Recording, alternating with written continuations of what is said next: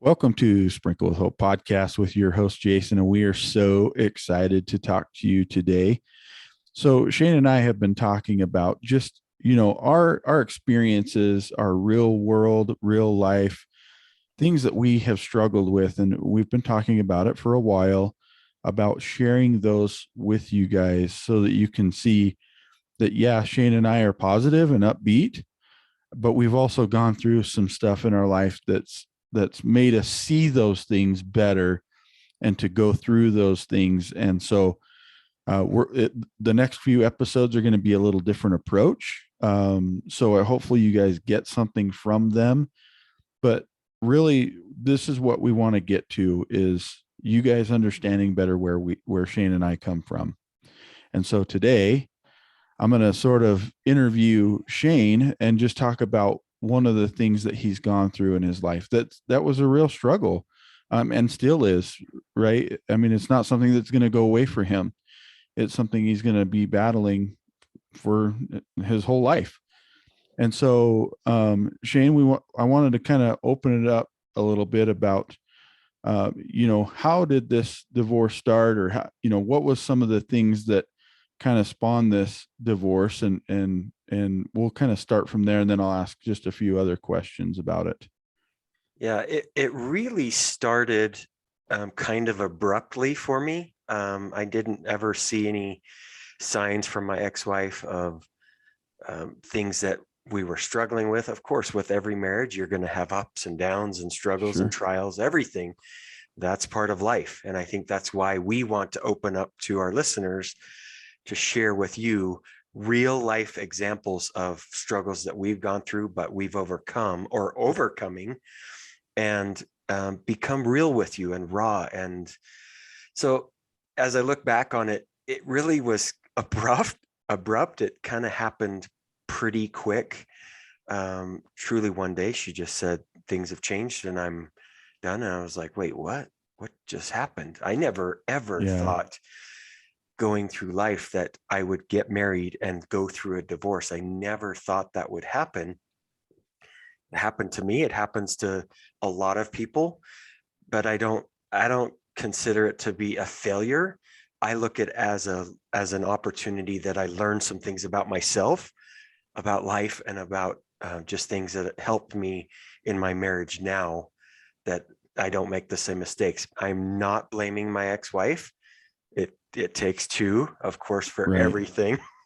So there's plenty on my shoulders, and I really feel like I've learned some things going through that, that have really helped shape who I am today. I love that. And I think oftentimes, people look at you and I and they say, oh my gosh, you guys are just so positive. And it's true. We are positive people generally. Like, we love to be happy and find the good things in life. But what were like some of the struggles that you saw as you were faced against this decision that you're like, whoa, wait, what just happened? I almost, like, you got blindsided, right? That, like, whoa, what is going on? So what are some of those, like, you know struggles that you were dealing with and or are still dealing with today from that experience? It's a really good question. The things that popped into my mind were two things. One, I had two little kids that I didn't know the uncertainty of what they were being faced with. And my first thing was to make sure that they're taken care of, whether that's my ex-wife and I working together closely to make sure that they get all that they need. That was a big struggle. It really was. That's probably been the biggest challenge that has come of this, to make sure that those two were taken care of.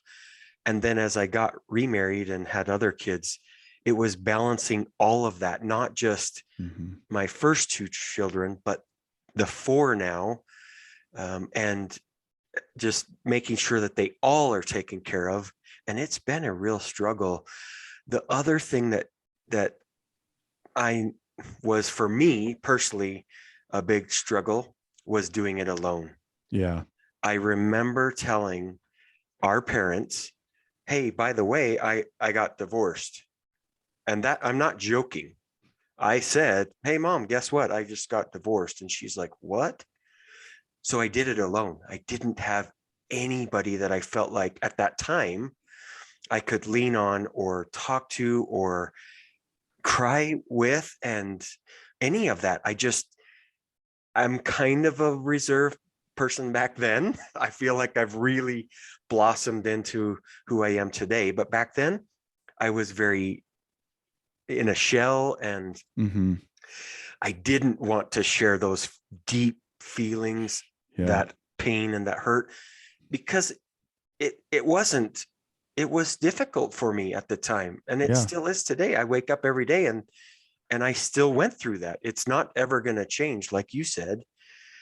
I don't consider that a failure. Again, it's a Sure. learning opportunity for me. But looking back on it at the time, I didn't want to share my feelings or emotions with anybody.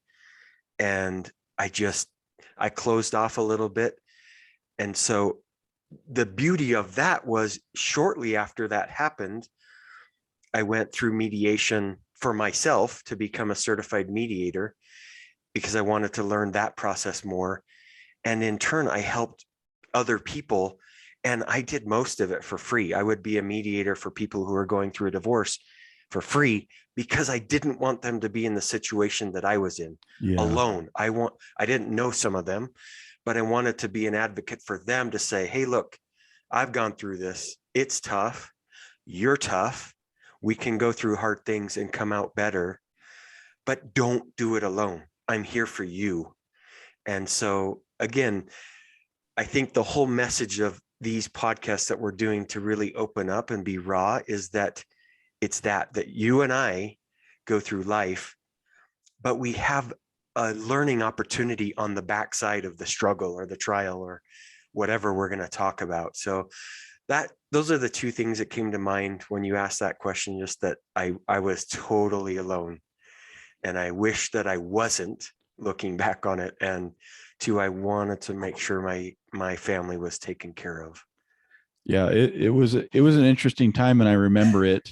And it's hard being on the other side. You're not really sure, how to help somebody, but I think that's just it. Like, as long as they know that you're there for them, I mean, that you are a shoulder to lean on if needed, right? That they don't have to feel alone. Mhm. I think that's one of the benefits. So the flip side of that is like, okay, all these negative things happen, and these things are still happening today. What are some of like the positive things that came away from a divorce? If you could find some of the positives that came from it, what are some of those? Now, it was that I could learn to work with my ex-wife Mm-hmm. and navigate that. It's a challenging situation for anyone. It took us years, I think, for us to both agree that we finally figured out how to work together. Mm-hmm. And I think that that is a great thing. Any parents, whether they're married or have gone through a divorce, who can figure out how to navigate life and help their family stay together, even if you're divorced, but you're working together. I think that's a beautiful thing that we have figured out how to effectively communicate and work together. And that took us a long time. I'm talking years Yeah. to get to that point. But I would say even today, that's been 20 plus years that I've gotten divorced. And it's just in the last, I would say the last few years that we finally figured out how to do that. So I think that's a good thing. One lesson that I feel like I've also learned through this, and I've never felt like I was judged by going through a divorce. I've never felt that way Yeah. by anybody, but I know that often people judge people going through those type of things. Yeah. And I would caution anybody, that's the last thing that somebody who's going through divorce wants to feel, like they're being judged, like, oh, that person is less than me because they went through this or that. Please don't judge anybody. All we need is to support each other. And simply by saying, how can I help you? That's sometimes all it takes, is saying that. And don't judge anybody. I'm talking specifically about divorce because that's what we're talking about, but it applies to Yeah. anything. Yeah. I love that. And one of the things that, as you were kind of talking, kind of reminded me of this. And I think we were chatting about this the other day, but psychologists have come out and said that death is actually easier than divorce, because if somebody in your family or loved one dies, like there's an end to that, right? Like there's a procedure that you go through and you bury the individual and you go through this whole process. Well, when you go through a divorce, that person is still alive and Yeah. you're still having to deal with them and deal with this heartache. And oftentimes it like continues to come up on a regular basis. And like you said, it's like 20 plus years that you were dealing with this and are still dealing with it. And so you've got this, like all these emotions continue to come up, and sometimes they come back or whatever. And so I've heard that it's easier to go through a death than it is a divorce. What would you say about that? Yeah, I would say, because at the time I got divorced, a few weeks later, I got laid off from my job. And a few weeks after that, Grammy passed away. And so we went to her funeral in California. And yeah, I felt sad that Grammy passed away. I was sad, but it was not the same. I had just Yeah. gone through a divorce, and I was still feeling that real raw emotion of that. And so for me, it was super easy. It was like, oh my gosh, I can celebrate Grammy's life because she meant so much to us and she taught us so much and just so much love there. And it was almost like a celebration of her life. And then to that night after the funeral to go to the Dodger game, I think it truly was something that she wanted us to do, because she wanted us to celebrate life and say all the things that we were grateful for her to teach us. One of them was to be a Dodger fan. And Right. so in my mind, we were honoring her for doing that. And so that day I can remember so strongly. We were on the boat out in the harbor, and I was talking to some cousins and thinking, yeah, this is super easy. Like for me, this is really easy because it's an event that happened and it's done. And divorce, you wake up every morning and it doesn't change no matter what. Like I'm super happy with my life right now. I feel like I'm in a really good position with my wife, with my kids, with a lot of things, with the podcast and the direction that we're going. So I'm really happy with where I'm at. I don't know that I would be where I am today if I didn't go through that. Mm-hmm. And so again, I'm not blaming anyone. It happened. Life happens sometimes. We have to learn from those things. And I didn't say mistake. I don't believe that my divorce was a mistake. It was something that I'm learning from. And I feel like I've really gotten a lot of strength from it, because I really had to dig deep and find out who I really am, who I Mm-hmm. wanted to be. I remember right after I went through it, I remember this thought: Shane, you have two choices. You can either do good and become a better person, or two, you can start drinking alcohol and live on the street and be a bum for the rest of your life. That's it. Those two options. Which one are you going to take? Mm-hmm. Well, Yeah. I chose the first one because I'm, again, very happy with the direction of my life. And I feel like I have a lot more control and direction. And I'm super happy and just grateful for the lessons that I've learned going through something that was so hard. Yeah. I mean, I haven't gone through a divorce, and so I can't say how that feeling is, but I can only imagine how difficult of a situation that is to go through. And so, I appreciate these conversations that you and I are going to have over the next couple of podcast episodes as we start to open up our lives and share some of these vulnerabilities with everybody out there that's listening, and really cracking open life and saying, hey, Shane and I are an open book. I've got nothing to hide. There's all kinds of crap in my closet, and I'm okay to share it. And Shane's okay to share it. Like we've got all these things that we're dealing with. And I think that it's important as we learn to lean on each other to open up and say, hey, look, these things happen to me, but I'm better because of these things, right? Like these things happened and they're no fault of anybody's, right? We're not blaming, we're not judging, we're not doing any of those. They just happened. And so, but we are better people because of these situations that we've gone through. It's made us, it's like that refiner's fire they talk about. Now we're like a stone. And I remember, when you used to tumble rocks and things, right? Like that's what's happening. We're getting smooth and we're looking really polished and nice. And we're becoming more of what we want to become. Yeah. And it's through these things that I believe we become who we were supposed to be, or that we want to be. Again, life is hard. It's difficult. It's challenging. There's so many emotions and ups and downs and turns and twists that all of us are going through. But the beauty of all of it is that we can come out better because we are learning from things that we're going through or things that we're helping others go through. Again, I'm happy to talk to anyone who's struggling with a marriage or a relationship or something.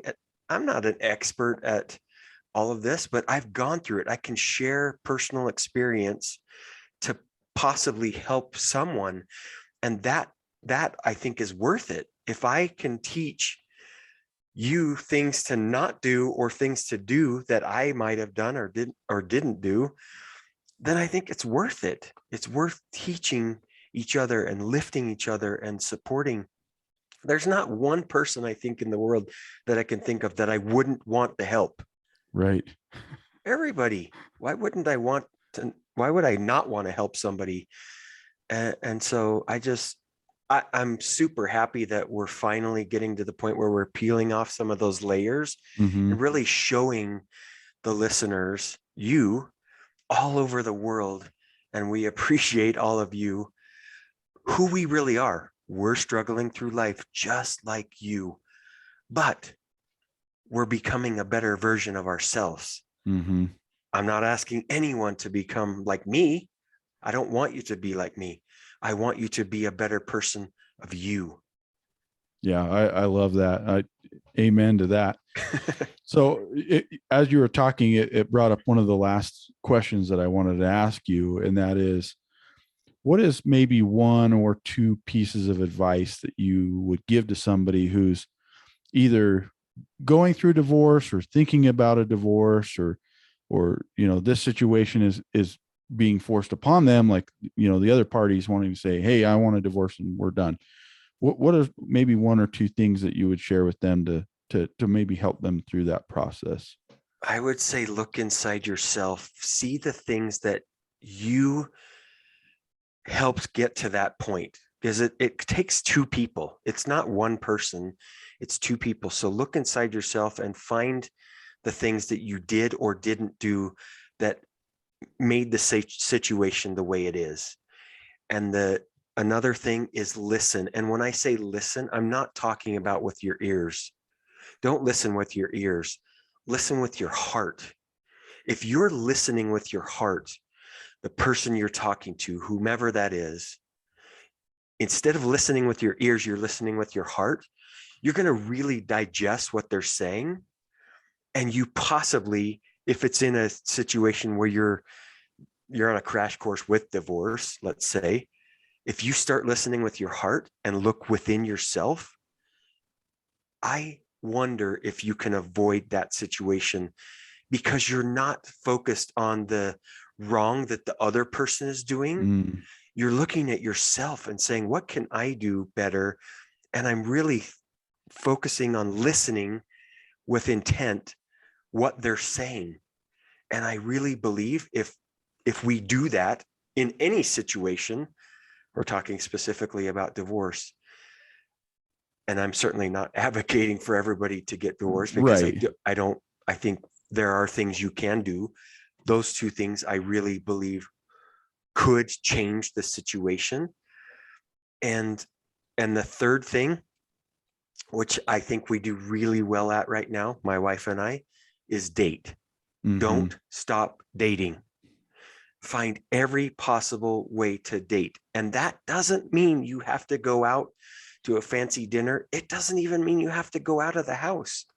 You could sit on the couch, turn the lights off, pop in a movie, pop some popcorn, have candy, have hot chocolate, whatever you want.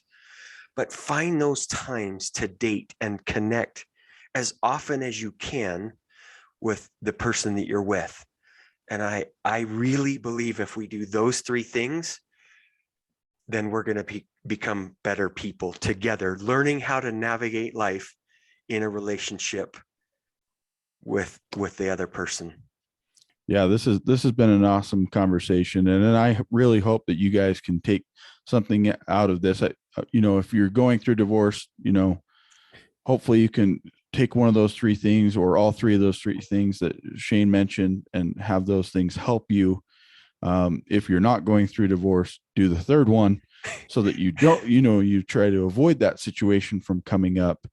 But I hope that there's something that you can take from this difficult conversation and apply it back to your life in some way, shape, or form, whether it's a relationship with a family member that's very strained or something else like that you could help use these same situations to help that relationship. So thanks, Shane, for opening up, being the first person to open up, and look forward to the next few episodes where Shane and I are going to go back and forth and talk about some of these difficult situations we've been a part of.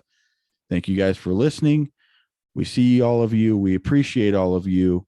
We love you. We send our support. We want you to know that you have worth and value.